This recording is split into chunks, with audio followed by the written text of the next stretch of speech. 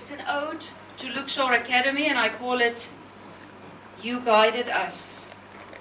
You guided us through troubles and toils, but never left us unspoiled. You guided us through good and bad, and sometimes left us sad. You guided us through hardship and storm, and sometimes we felt torn. You guided us to believe and pray for years and months and days.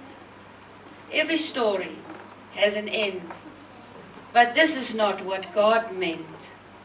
A new and exciting era is dawning. From heaven, blessings are falling. God stepped in and heard our prayer as He wanted to show His love and care. Memories last forever. Never will it die, as we will stay together and not say goodbye. Luxor Academy, I salute you.